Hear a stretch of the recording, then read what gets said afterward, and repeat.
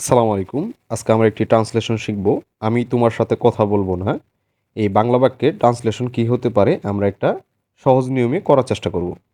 আমরা জানি সকল বাংলা বাক্যই ট্রান্সলেশন করার ক্ষেত্রে আমাদেরকে একটি রুলস ফলো করতে হবে। সেটা হলো subject plus verb plus object. এবং এই সাবজেক্ট এবং অবজেক্ট চেনার একটি সহজ উপায় আছে। আমরা যদি বাংলা বাক্যের ভার্বকে বা কর্মকে কে দ্বারা প্রশ্ন করি বা কারা দ্বারা প্রশ্ন করি তাহলে যে উত্তর পাওয়া যায় তাহলে সেটা হলো সাবজেক্ট। এখানে ভার্ব হলো কথা বলা, এটা হলো ভার্ব।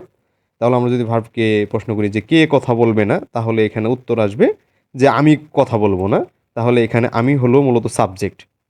এবং আমাদের ট্রান্সলেশন করার ক্ষেত্রে আরেকটি বিষয় খুব মনোযোগ দিয়ে দেখতে হবে যে কোন টেন্সে বাক্যটি দেওয়া আছে। এখানে আমি তোমার সাথে কথা বলবো না, মূলত এটা একটা সিম্পল ফিউচার টেন্স। তো সিম্পল ফিউচার টেন্সের আমরা স্ট্রাকচার সকলেই জানি। তো সেই জন্য আমরা এখন ট্রান্সলেশনটি করা শুরু করব। এখানে আমরা যেহেতু সাবজেক্ট পেয়ে গিয়েছি সুতরাং সাবজেক্ট লিখব আই, তারপর আমরা ভার্ব, ভার্ব হলো কথা বলা এবং এখানে একটা অক্সিলারি ভার্ব লাগবে অবশ্যই আমরা জানি যে আমাদের অক্সিলারি ভার্ব হলো সিম্পল ফিউচারের জন্য উইল বা shall.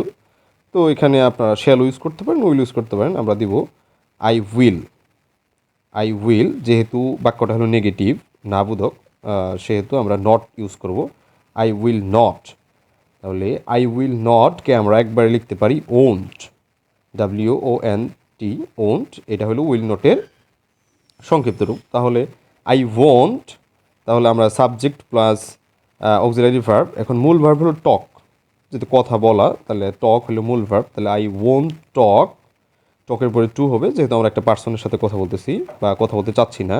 I won't talk to, কার সাথে? তোমার সাথে। তাহলে টক টু সবার শেষে অবজেক্ট ইউ। তো এইভাবে আমরা সহজে সকল বাক্যকে বাংলা থেকে ইংলিশে ট্রান্সলেশন করতে পারবো। আমাদের সবসময় মনে রাখতে হবে subject plus verb plus object.